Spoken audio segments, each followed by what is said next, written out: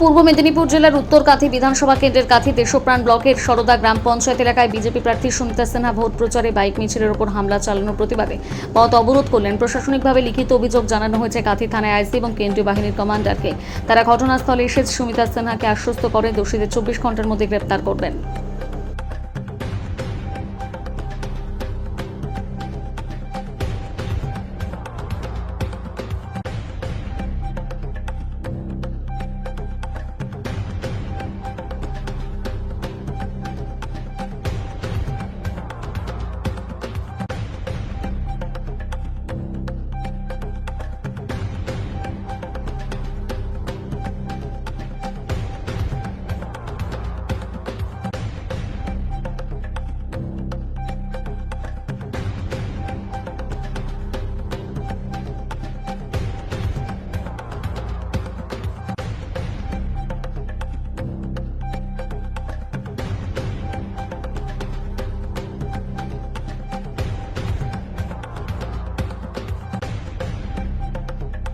আমরা পারমিশন নিয়ে রীতিমতো ইলেকশন কমিশনের পারমিশন নিয়ে শান্তিপূর্ণ মিছিল প্রতিদিন যেমন ভাবে করি সেইভাবে আমরা শান্তিপূর্ণ মিছিল করছিলাম এবং আমাদের মিছিলটা অনেকক্ষণ ধরেই চলছে। আমরা 10টা থেকে মিছিল শুরু করেছি, 11:30 অবধি আমাদের খুব ভালো চলেছিল।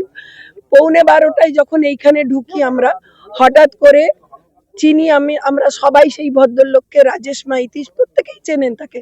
ওইখানে 2-4টে বাজে কথা বলা শুরু করলেন। প্রথম জয় বাংলা জয় বাংলা, তাতে আমাদের কিছু যায় আসে না, তারা বাংলাদেশের লোক, বলতেই পারে জয় বাংলা। কিন্তু তারপরে আমাদের পিছনে হঠাৎ করে একটা বাইক বাহিনী আমাদের পিছন পিছন চলতে শুরু করলো। আমরা প্রথম যেটা চেষ্টা করেছিলাম যে আরওকে এবং আইসিকে ফোন করে জানাতে চেয়েছিলাম যে আমাদের পারমিশন আছে, তা সত্ত্বেও আমাদের সিকিউরিটি নেই কেন, কিন্তু কেউ আমাদের ফোন ধরেননি, কেউ একটা ফোনে কেউ ধরেননি। তখন আমরা মোটামুটি তাদের সাইড দেওয়ার চেষ্টা করেছিলাম।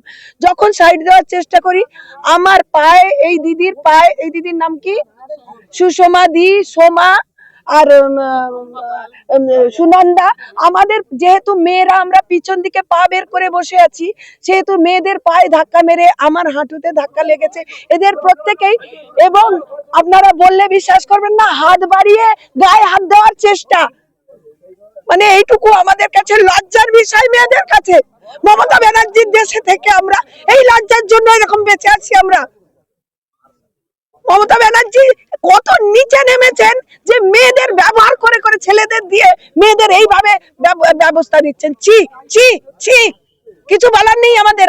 এবং আমি এখানে বসে থাকবো যতক্ষণ পুলিশ প্রশাসন ওই রাজেশ মাইতিকে গ্রেফতার না করবে, আমি ততক্ষণ বসে থাকবো। যদি না করে, দরকার হয় আমরা থানায় গিয়ে বসে থাকবো। আমাদের তুলে নিয়ে চলুন, থানা ভরে দিন, আমাদের থানায় গিয়ে আমরা বসে থাকবো, দরকার নেই ভোটের আগে পর্যন্ত।